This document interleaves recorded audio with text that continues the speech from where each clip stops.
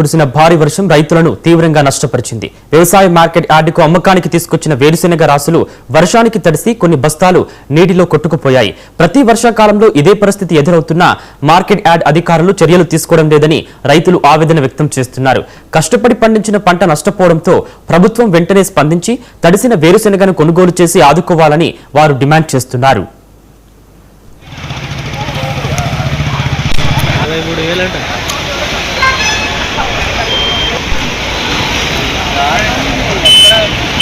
ఎక్కడ 20 సెంట్లు వేరుశెనగ వేసినాం సార్.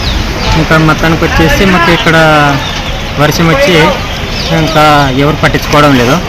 ఇంకా పట్ట కూడా మేము ఇంటి కట్టలు తెచ్చుకున్నాం, కనీసం అంటే ఎవరు దీన్ని పట్టించుకోవడం లేదు. కనీసం అంటే షెడ్ కూడా లేదు సార్. ఇక్కడ సిరియ విధానం చాలా ఇబ్బంది అయిపోతుంది. దీన్ని వేరే 35 సంచులు నానిపోయినాం సార్. ఇంకా చాలా ఇబ్బంది అయింది సార్. ఇక్కడ ఎవరు సరిగా అయితే కావాలి సార్. ఇది పెద్దల దాకా తీసుకెళ్ళి ఏదో ఒకటి చేయాలి సార్. మాకైతే రైతులకు చాలా ఇబ్బంది అయింది. భారీగా పెట్టుబడి పెట్టినాము. కనీసం అంటే లాస్ట్ ఈరోజు మార్కెట్లోన ఎంతకు రాసినా ఒక 500 రేట్ అనేది కూడా చేయకపోయినట్టు పోయినారంటే ఏం విషయం అని రైతు ఇక్కడ నానిపోయి ఇబ్బందిలో పడిపోయినావు. ఎవరు దీని కాటికి వచ్చేసి పట్టించుకునే వ్యక్తి లేరు సార్. ఇక్కడ